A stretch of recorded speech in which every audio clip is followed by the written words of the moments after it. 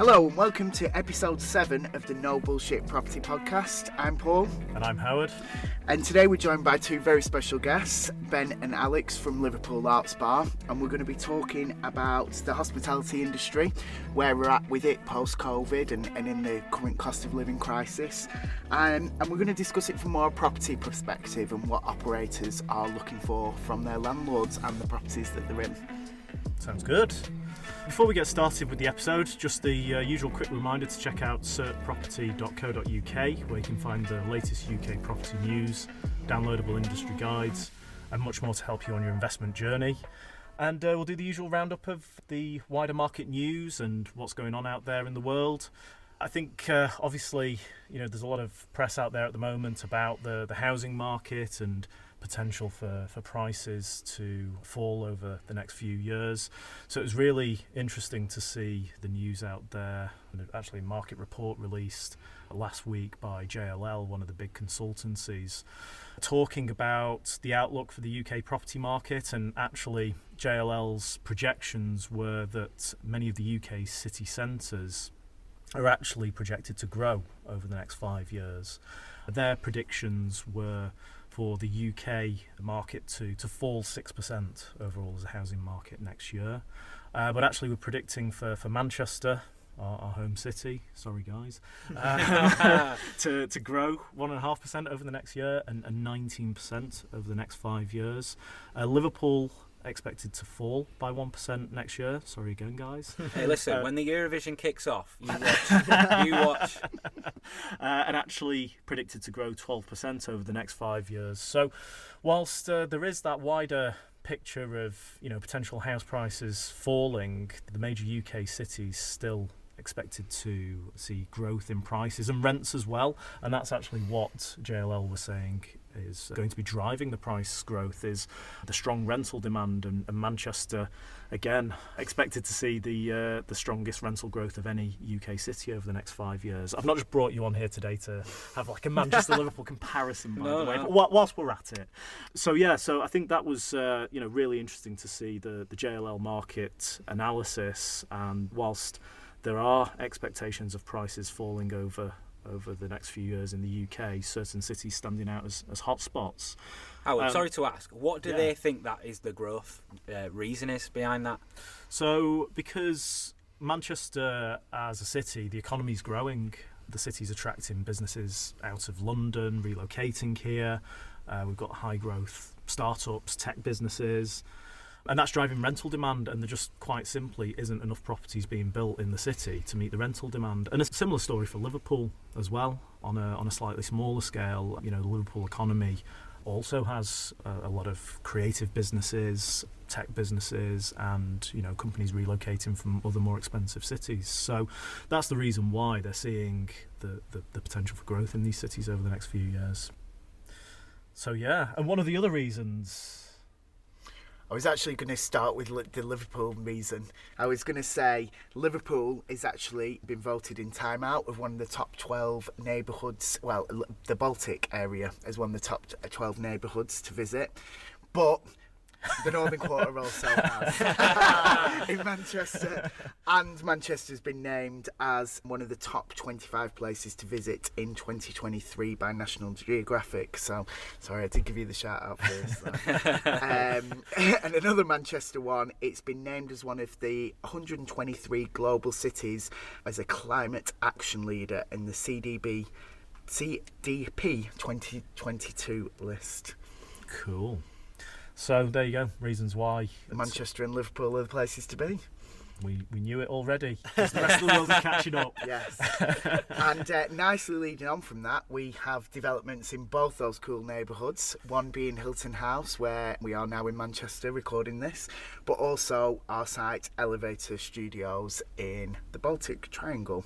So that brings us on to you guys, Ben and Alex from the Arts Bar, as we said before, and a bit of an exclusive for the podcast, but you will be opening a second site in Liverpool within Elevator Studios early next year.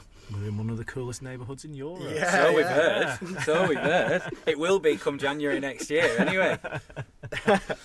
So, I mean, feel free to introduce yourself, guys. I think you've got a really cool story with what you've created, the journey you've been on. So, really, we're keen to have you on here to tell us a bit more about your story and what you've learnt along the way in property terms.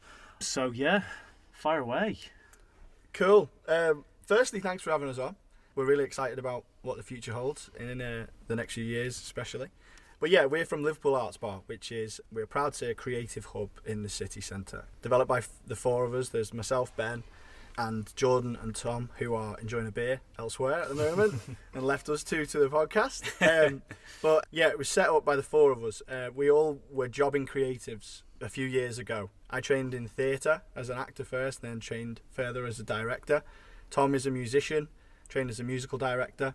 Ben is trained in astrophysics. Yeah.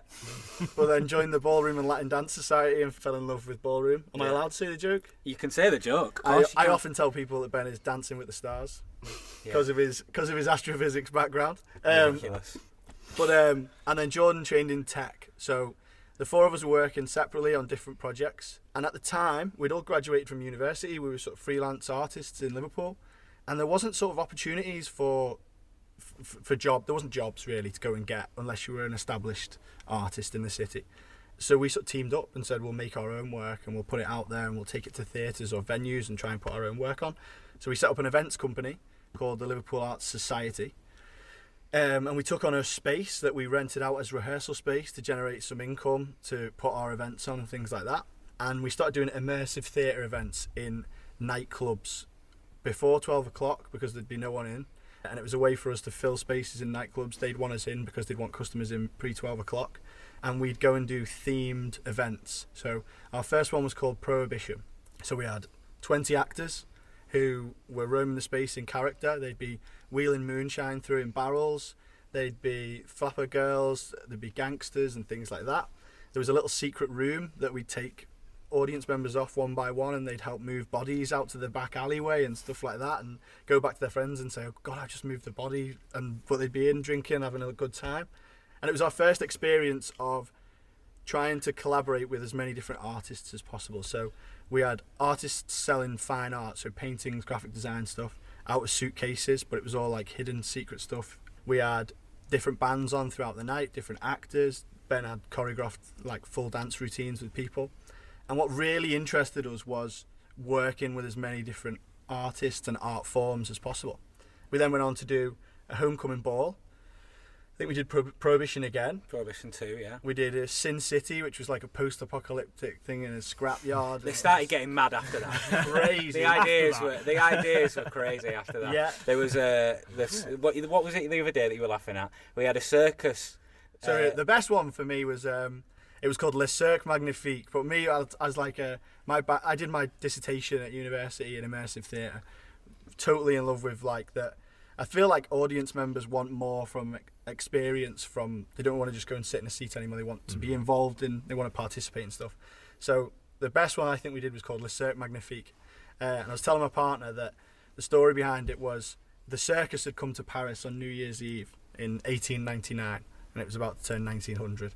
And the Moulin, and a storm came and blew the tent away. And then the circus took refuge in the Moulin Rouge. And it was New Year's Eve in the Moulin Rouge, and there was all these circus acts, and obviously the performers of the Moulin Rouge, and it all came together in one night. And people came, and it was absolutely nuts. There was like fire breathers everywhere, but circus acts everywhere, actors going around. It was crazy. It was. We've missed a trick here with our Christmas do, you know. Yeah. Well, that was what we started doing. So Ben had choreographed it all. Me and Tom had sort of create the music and the feel of the night, give the characters some stories to go around with. Jordan would do all the tech, and they just grew and grew and grew. But what it did do was help us network, and we met every artist we could meet across the city. And then, like I said, from an entrepreneurial point of view, we had space that we'd rent out. So that was how we'd raise money to put the events on. We'd then sell tickets for the events. The events had the ticket money then would go back into the company. And that was the way that we were generating cash flow. So we had a space on the first floor of the Masonic Hall in Liverpool. And the ground floor was a afternoon tea. Yeah, it was like it was a cocktail bar, whiskey bar by night, but kind of high-end afternoon tea by day. And it was great for what it was. it just suffered, I think, in dragging people in to that area of town. It was quite remote in the fact that the afternoon tea section's very much in the business district of Liverpool, and it was half an hour away from that area. Yeah, so we're located on Hope Street, which is an iconic street in Liverpool, located between two cathedrals, across the road from the famous Everyman Theatre, down the road from the Philharmonic. Amazing street, but right at the top of the hill. And if people aren't going there for a particular reason, they're not going up the hill. So it was, for an afternoon tea place, sort of wasn't the best spot for it. But we had a space on the first floor, and that was our local, and we used to go down. And one night, we went down, had a drink, and then we went somewhere else. We went for a beer, and the owner came with us. We ended up having a few beers, and he said, "I'm closing down. It's not working. I'm closing down. I'm getting out." And after having a few too many beers, I'd said to him, "Oh, we'll take it off you, and because we've got this idea, and we want to bring creatives together and connect creatives, and give artists a home in Liverpool, and we think in between the Philharmonic and the Everyman, this is the perfect place to do it." And I really wore my heart on my sleeve and threw it all at him and said, "This is what we'd use the space for." And then I woke up the next day and thought, "Oh God, did I tell that guy last night I was going to buy his bar off him?" Because I definitely can't do that. Then I turned up to work and thought, he'll have forgot. He'd had a few beers as well. And then I walked up to the office, and when I walked up, he was standing there with his briefcase and another file, and he was like, "Oh, we're on. And I was like, "Oh no." So then I had to sit him down and say, "Yeah, we absolutely cannot do that. We don't have any money to do that. I'm sorry, We've been living event to event, so any capital we build up, we then put back in the next event. So it was always pay the actors first, pay the artists, and then anything left, we then put it towards the next event, make it bigger. So there was no point in which we had capital built up enough to get a hold of a venue. Mm-hmm. Yeah. And then I walked away, went to the shop, rang a few people. "Oh, I did this stupid thing last night." And then someone came back and said, "Why don't you say you'll rent it? Why don't you say you'll sublet it off them, and they stay involved in some way or form?" And we came back and we bounced the idea around, and we had a couple of yeses, couple of nos, and then we invited him back and said, "Look, there's a world in which this works, that you get out, but we sort of, over a period of time, we buy it." And we ended up brokering like a pretty bespoke deal with him where we took it off him. I think we had 3 days in which we could afford to be closed to do any sort of. So we took it on the Sunday. He was shut on Sunday anyway, but then we reopened. So we did a full day on Sunday, full afternoon on Monday. Then we opened for a private party on the Monday night. So half the venue, ceiling hanging off, lights everywhere. Other half of the venue was set up for this filming thing. And then it was like, right, Tuesday shut, Wednesday shut. We had another private event on the Thursday night that we had to honour. So we were like, right, we've got 2.5 days now. The whole venue needs painting. The stage needs to go up. All new tables and chairs, like everything. The way it was set out was like it was like a social club sort of thing. So it was all like booths. It wasn't open plan at all. And our thing was like, we want to connect people. So we had to rip everything out of there. I remember like our mums were with us painting walls and stuff. We all fell out with each other. It was like the most stressful 3 days of my life, but it was amazing. And then we weren't actually closed because we had the door open, and people would walk up and be like, "What's going on here?" And it gave us an opportunity to be like, "We've taken over, we're doing this." And then people would be like, "Are the pumps on?" And you'd be like, "Oh yeah, you can have a beer." And whilst we were painting and stuff, people were having a beer and standing right, chatting great, to us. we've got enough money to buy some more paint now. Yeah, so that's the way Thanks, it was mate, working. nice But yeah, we had 3 days. We went, and it was like the most beg, borrow, steal 3 days you've ever seen in your life. We went back to friends. I think you can imagine from a marketing point of view, it was all done in a week.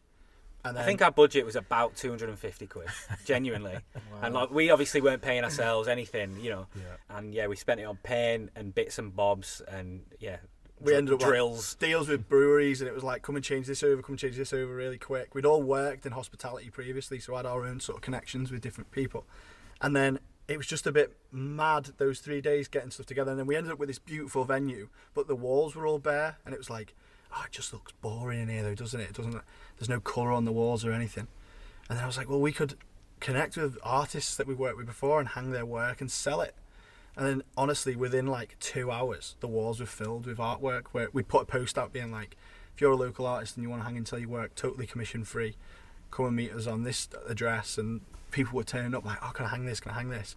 And then it just sort of came to life in like the space of an hour. We put a post out asking for old guitars that people didn't want.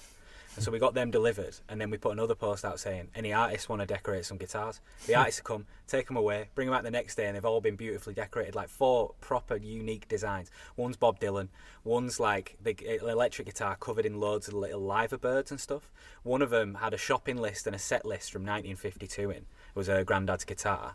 And so this artist had like pieced all these like old family photos, and everything that was on the shopping list was on there, like milk, sponges, but all the set list was on there as well. So like all these old songs like Elvis and blah, blah, blah. And that's one of the best ones as well. It's like proper cool designs that we were like, we haven't commissioned this, we haven't done any of this, but this is just what the artist wanted to do. Yeah. So we opened, the concept was connect creatives in any way that we could, whether it be through events, whether it be through like different like networking things that we did, and then we, like I said, we hung and sold artwork. We had live music on pretty much every night of the week when we first opened. We had like a little library space that we had like local plays in that people could come put their play on the shelf and people could take them away and read them. And then we wanted to make sure that we kept that rehearsal space element that we'd always had as a company, where we rented space out to local sort of creatives. But the beauty of it is that we could subsidise that space now, so then it then became like affordable space for emerging artists in the city. And it blew up and it went really well, and it was like, oh, can't believe we've done this, as if like on a whim on a night out we've told some fellow we'll buy his bar, and we had an idea and it worked. And there was nothing sort of business minded about us, and it was very much learn on the fly. We all took up our own roles, whether it be accounting, finance, marketing, events and things like that.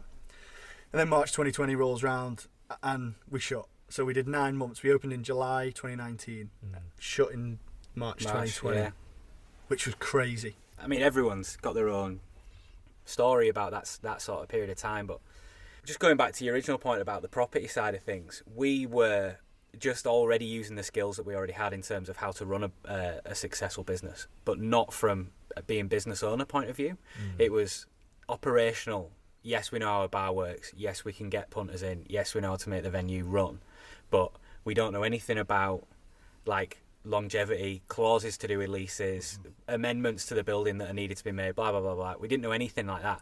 And obviously we didn't have at that point, we didn't have the lease because we were still under this sub-management clause of what we were using the building for. But we were again quite lucky in the fact that we managed to use that time. I don't really want to talk about how negative COVID was for everyone because everyone was in the same boat, and I'm sure it's been talked about on other podcasts that you've done. And yeah, it was horrible. But the positives from it were we managed to use the schemes that were available to us to then get that lease in our name, which was one of the major things that we wanted to do. And it allowed us to it gave us bigger power to negotiate, to rent reductions, clauses. What could we do for our landlords that would mean that we weren't having to fork out this money, or if we had to reshut, we could renegotiate the lease in that time. But it brought value to our business, which we'd never had before. So we had this business that was cool and maybe had a growing like social media following and things like that, which was all well and good, but actually had no value behind it because there was nothing that was sellable as a business. But yeah, COVID, I always say to people say, what lockdown must have been terrible. I said, it gave me time to read. It gave me time to like actually think about the business, how we were running it as a business.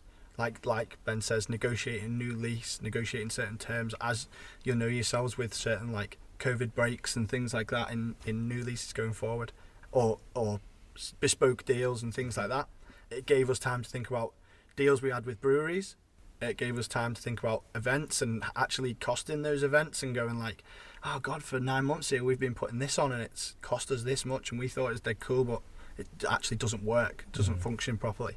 And I think we spent that period, we just learned quite a lot, went and did online courses, listened to as many podcasts as we could, read as many books. And I genuinely think I never have that time in my life again where I have enough time to sit, think, read, respond to what's going on around me. And it was genuinely it sounds really horrible, but quite helpful as a business. It sounds like it happened at the right time for you. I mean, it wasn't a good time for anyone, but timing-wise for you guys, it gave you the chance to catch up with what you were actually operating and running and kind of let reality catch we were up. lucky because, I mean, there's a lot of people who weren't able to, say we had a good couple of weeks where there was still uncertainty around what was happening, but we just reacted immediately. Like, we immediately put all our events online. So we shut on the Friday. The Monday comes round. We'd already figured out how to live stream a pub quiz from all our 4 houses, and we literally pinged from everybody's house, and so we ended up having thousands of viewers watching us. More people that were in the bar for the actual pub quiz were joining us online. Yeah. Because it was then nationwide then. Because somebody would go, "Oh, I'm doing this pub quiz tonight," blah blah blah, and send the link that way. So we were doing all that in the night, but then in the day we'd then go back and go, right, how can we translate what we're doing now to when we reopen again and stuff like that. So it was quite clever in terms of that. We went back to being that events company that we were, because we couldn't sell beer anymore. So we went back to being that events company and thought, how do we engage with people and make sure people know that we'll be here when this all ends? You can come back and enjoy these types of nights with us in person. And we did a pub quiz every Monday. Ben taught salsa twice a week online.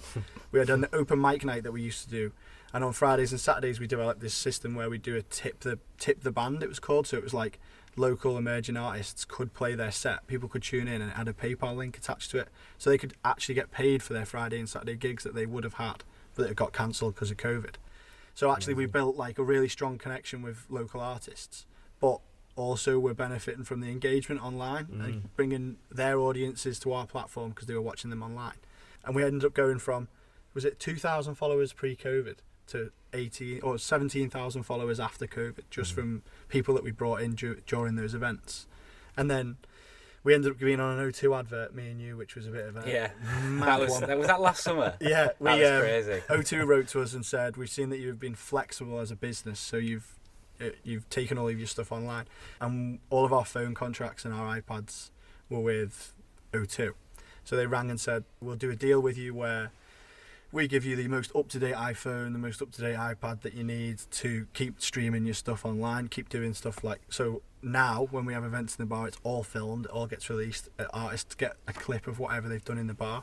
And that was because of a deal that we'd come to with O2 during the pandemic. We ended up doing an advert with them where me and Ben paint plates and talk to each other about how flexible we were as a Is this business. what, a TV advert? Yeah, it's on It was YouTube. like it was for their Really? O2 business social media platform, so it's still always plastered all over their O2 business socials and stuff. But it was so funny for us to do. We really didn't know what to expect, and the thing that we kind of took away were, although we were a small independent business, big suppliers. COVID really helped big corporate clients engage with their independence, because that's what people wanted to see during that time. They didn't want to see O2 helping Tesco out, or people that were getting rates relief and massive support from the government during that time.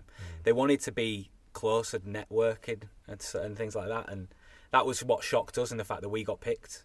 We sent a little pitch in to O2 and they were like, yeah, 100%, we'll get you down. Amazing. Yeah. It sounds like it's been an absolutely amazing journey and a great story there, and exciting for the future as well. Absolutely. I think it's nice to hear like a positive. I mean, it's clear it's made you a lot stronger as a business and stronger as entrepreneurs that period. So it's great to hear such a positive take on what was a challenging time. We've got negative stories as well. I don't really like telling those ones. Let's bring it back to the property. Yes, So absolutely. The question for me is what is the standout thing that you've learned about operating as a business and the property aspects of it as a food and beverage operator? So there's a few things really. One of the main things for me is read what is being put in front of you, because I mean, even things like insurance, coming up to renew insurance, just absolutely check every single clause that's in there, because it's in your benefit to go back and say, can we change that, can we change this?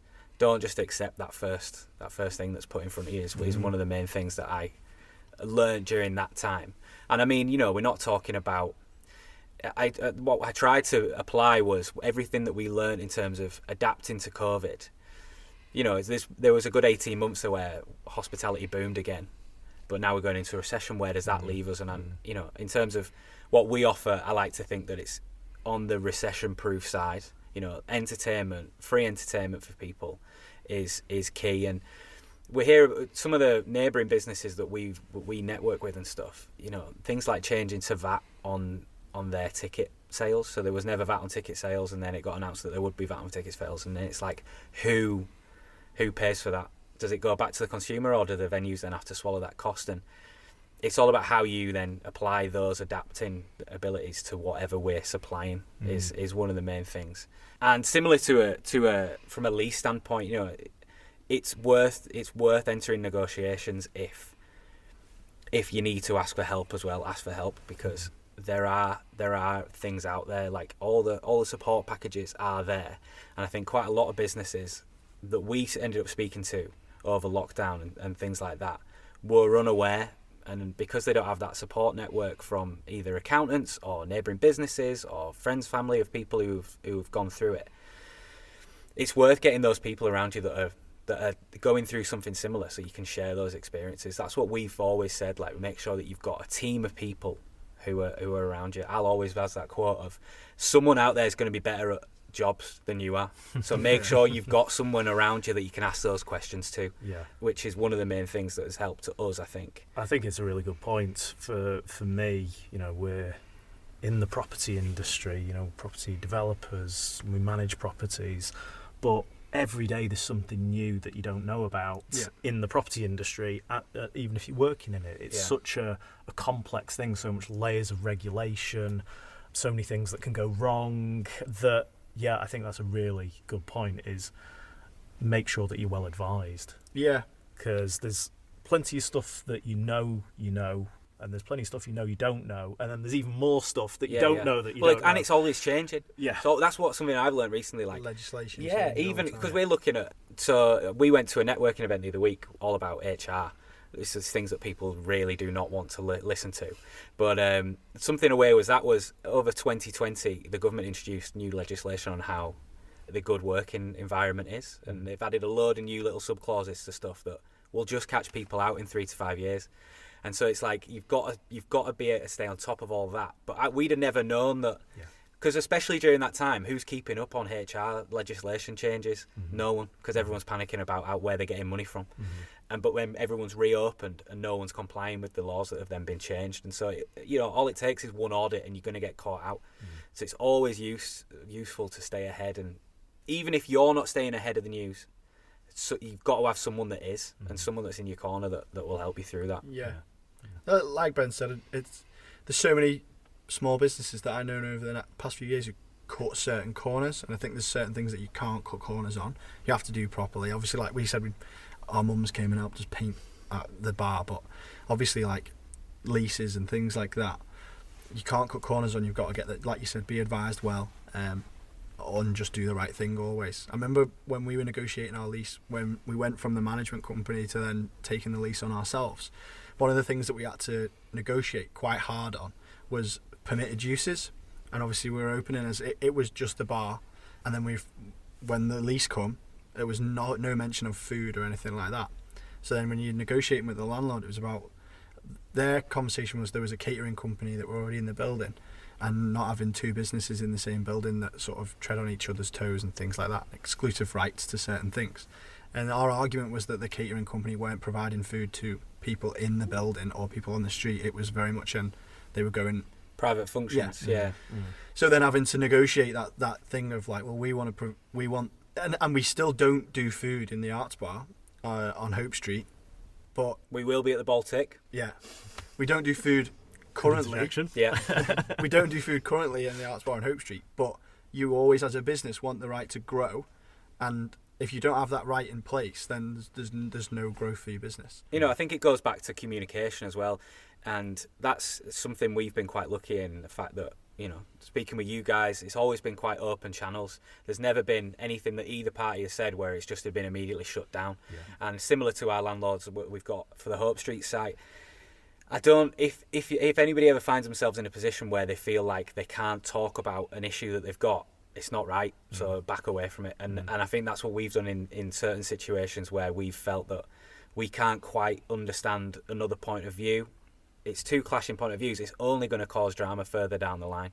So it's worth having those conversations if you can, and if you can't, reassess what it is. Yeah. I think it's quite... One thing that I've realised is, as an operator in a building, is trying to, your relationship with your landlord, trying to be as non-emotional about what it is that you're doing, and just be practical about what you're doing all the time. Be as transparent with each other as you can always. And I think where things get sullied is where people, they're very, very emotional and passionate about what they do, which is great. But in those sort of negotiations and things like that, I think that's where people go away being like, oh, they don't appreciate what it is that I'm doing. But it's not. It's just the practicality of what you're doing as a business. Yeah. The key, I think, from the landlord side of the fence is having empathy in terms of what your occupiers are trying to achieve. Like you said there, like, you know, you can understand the landlord wanting to not have one operator stand on another's toes in the same building, but also understanding the needs of a particular tenant, and also understanding that, you know, if it's your business, your heart and soul is in that. Yeah. And I always find it interesting where, you know, we look at a lot of buildings where there's an existing landlord and tenants, and the relationships are like they're on opposing sides of the fence. You know, they're on the opposing sides of a lease, but that doesn't mean you can't work together. Yeah.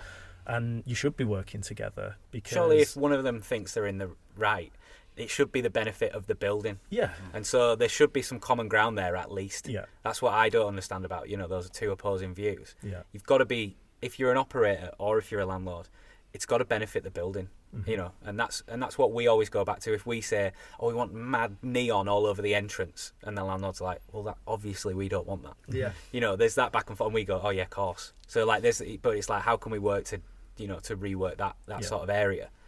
And it's interesting because you said it before about during COVID times, like a lot of people wanted to see, you know, local businesses, startups getting support and not big corporates. And there's been a real shift in the property industry as well, where, you know, 5-10 years ago, if you had an office building in central Liverpool or Manchester, you'd want to try and get the strongest covenant, the strongest company you could in there. So you'd try and get a Tesco or a Wetherspoons or whoever, and that would give you the most value on paper to your building. But landlords are shifting their perception to actually, that's not necessarily the best thing for the building. That's not the best thing for the community that they're trying to create, which is, you know, a big focus for us, creating and curating those communities. And more landlords are actually seeing that now, that actually, rather than opening a Wetherspoons, it would benefit more if I support a local business who are doing something different, whose heart and soul are in it. And I actually see a lot more sort of empathy creeping into the property industry. It almost has, you know, been driven by COVID, but I think it was happening anyway, and it needed to. You know, it was always something for me that a lot of the UK high streets were like identikit. You would just see the same old national chains across every high street, but guys like you are bringing a different identity to it, and landlords are recognising that actually we need to do that to drive traffic to our building. And, you know, if it's an office building, people want to rent an office in there because it's, you know, it's got a cool venue nearby or in the building or whatever. Do you think that'll get accelerated in, say, carbon footprint wise? You know, big corporates, their carbon footprint. I'm just thinking on terms of like on a local scale. You know, our business, for example, is more carbon neutral than, say, a Wetherspoons, for example, blah blah blah. And so, you know, in the next 5 to 10 years, do you think that's going to be more prevalent in support for those businesses that are doing that sort of thing? It's got to be. A lot of the big pension funds and institutional investors who own property assets have got really strong mandates to improve their ESG, their environmental, social and governance, and that is for them an easy win, I would say, but also a friendly win where, you know, they can say they're supporting a local business as well as improving their credentials if the business they're supporting has a lower carbon footprint than a big national or big corporate. So, yeah, again, that's something else that's going to have to change a lot. Yeah, I think it's also something for you guys where it's sort of running buildings where there are multiple tenants in the same building. It's about working out, does the building work in harmony? Is everyone in the same boat here? Is everyone fighting for the same fight? And just coming here today and seeing Feel Good Club and then seeing the businesses on the separate floors, it all feels like it flows naturally, which is really, really nice to see. Whereas I feel like you go into a lot of buildings where it's a bit like no one speaks to each other in this building. But it's really nice to come here today and see that it feels like it all flows through one, everyone's on the same vision, really. Yeah. Well, that's what we're excited about doing in Elevator as well. That offering that we're kind of putting together, was what we wanted really. We'd never looked at having a second site in Liverpool. We'd had our eyes on probably skip Manchester, and we were looking at Leeds. That's where me and Tom are both from Bradford. So Did you just hear all those facts about the? this was 3 years ago. You see. No, we just from a knowledge point of view, we felt like we knew Leeds more and had a bit more of a grasp on Leeds. And we never really looked at second site in Liverpool. It was only really once we started speaking to you guys, in which we could already, from first conversations, we saw that our visions kind of overlapped on what you guys were offering to your tenants, and what we wanted to offer them were kind of very similar, and that's what excited us about the site and what we could then expand the Arts Bar brand into, really. And with that expansion, we talked a bit about COVID, not the challenges of it. No, stay well clear of them. But a bit of a question about challenges. Do you think the current cost of living crisis poses a bigger challenge to hospitality businesses than COVID did? It's tough, isn't it? Because I mean, every recession you see the hospitality sector grow. It's one of the only sectors that does grow during a recession. Whether it's 1%, whether it's 0.5%, you've probably got the facts there. I don't know, but in 2008, I'm pretty sure it was 1.5. The growth in that sector during that time, which was massive compared to everything else that was really suffering. Housing market, everything during that time just dropped off, didn't it? So we're optimistic, I think, and cost of living especially. It's easier for everyone to get warm if they're all in a pub having a beer, right? Than at home in the dark. I like that theory, actually. Yeah. Everyone seems happier as well, don't it? It's really weird, actually. I feel like obviously media plays a big part in this, and sort of scaremongering people into thinking, oh, I can't put my lights on, I can't do this at home, I can't do that, I can't go out and spend any money because I haven't got any money. But it's about making people feel comfortable, safe, and welcome when they come in. And I feel like you're going to see many hospitality businesses, those who care about their customers, who have a loyal client base, will be okay because people feel safe and comfortable going there, as opposed to staying at home and things like that. And whether it means that people are going to work remotely but from spaces like Feel Good Club downstairs, spaces like ours, I don't know. We'll see how the next few months pan out, but we've seen indications in the budget last week that business rates wise for hospitality and retail that there'll be further relief next year. What else do you think the government can do to help hospitality? Politics. There's a lot. There's a lot. Let's not start. Full stop. Yeah. We're done. Thanks for coming. Majorly for us, it's the import of foreign produce, and let's get that sorted, because at the moment it is fluctuating all over the place. We can get certain products from South America, Mexico, where will change in price week to week because it's just different. It's different taxes coming that are getting added on. That's one of the major things for me.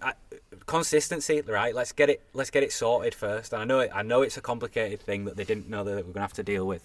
But there's certain things that if you make it sorted, consistent for the next 2 years, it'll save a lot of people money reassessing budgets. And it's not even just about products for us. It's everything. One big thing at the moment for me is, so as a hospitality venue, one of your biggest challenges is pricing. So what are people willing to pay for the product that you're selling them? And different venues have different prices. So it's not like it's across the board, a pint is £4 or whatever it is. And the changes, so the constant changes that keep happening, whether it be in government, whether it be because of Brexit and because of import and things like that, GPs change. So you're constantly looking at your price points on your products, wages changing in terms of minimum wage. Every sort of decision affects the price of one pint, and your customers don't realise that. So then you're constantly having to assess, is it worth me changing the price to get the GP right on the product as a business point of view? Or do we just leave this, suck eggs for a little bit, see what happens, and not offend any customers in any way? And it's really difficult from that point of view as a hospitality owner, I think. Yeah, and you've got to that's a full-time job for someone as well, right? And small independent businesses don't have that sort of team of people that can run the numbers, market it, research, find out what people are willing to pay. Right, well, we'll put the prices of pints at this point. You've got to have an honest conversation with your clients, or we try to anyway. And we've redone a menu recently where we've dropped some prices of certain products because we felt that they weren't fair on the consumer, and we're hoping that will then reflect in people feeling like they can come twice a week. It's the same reason we don't charge for events, because you want people to feel like they can come whenever they want. Not, well, I'll go there once this week, or I'll go there once this month. We want to give back to the community as much as we can in that offering. Yeah, the aim is that art is accessible at all times with us, so you can come in and look at local artwork on the walls, or go in the library and read local plays or anything like that. You can come over an evening, listen to music, comedy, whatever it be, an event that night. And we'll support the artists if you as a customer support us. We'll always support the sort of the local artistic economy, if you would say. I'd just say, in terms of what we think would be more damaging, COVID or the cost of living crisis, I think from our point of view, COVID was much more impactful on our business in particular, because on one side we had art and events and community, that all went, and then all right, well, we'll just go to our backup input. Oh no, hospitality's gone as well. And then it was, all right, what's the first thing to come back? Hospitality's come back, right? Can we do events and everything? Can we get people in? No, absolutely not. All right, well, now we've got another 6 to 12 months really, where we couldn't do what we'd done before. So, we were the first to go and the last to come back for COVID. Whereas I think cost of living crisis, you'll see a big spike in how much people as a community come together to share that time. I don't think it's going to isolate people like COVID did. And from that point of view, I think we're going to feel like we can really provide during the cost of energy crisis and the living crisis, rather than be completely diminished during the COVID crisis. I think, my perspective is the same. People are, perhaps going to sacrifice, getting a new pair of trainers or a new coat, but the last thing anyone wants to sacrifice after going through COVID is probably the socialising aspect. So, let's hope we're all right on that. Yeah, fingers crossed. I remember you saying on last month's episode as well, it was people, in terms of getting new rent and stuff now, are looking for the bills included as well. And I think that's another big thing that we're looking at in terms of, as we said before, you can get your eating and lights are on at a venue, or easier shared with people, I think, than doing it by yourself. Guys, it's been absolutely fantastic to hear your journey and the great things that you're doing, and excited for the future of the opening in the Baltic. Absolutely. I'd love to actually get you back on, or maybe we should get the other. Yeah. Oh, you don't want them to. And that's the same question. It'd be crazy, that, wouldn't it? A totally different perspective. Just said. But asking you after, what have you learnt from property? What was the biggest lesson after you've opened in the Baltic? No, so you won't be able to get rid of us now. But it's been an absolute pleasure. So thank you for joining us. And we will have to do that. We'll have to get them back on and see how the journey's gone. It's actually really good to hear how you all complement each other in different skill sets, and just to hear how much you've learned in such a short space of time and developed as, like I said before, entrepreneurs is really inspiring. It really is. Thanks for having us on, guys. Thank you guys. Thank you. And thank you everyone for tuning in to the No Bullshit Property Podcast. If you like the episode, let us know on Instagram @cert_property, and let us know what else you'd like us to cover.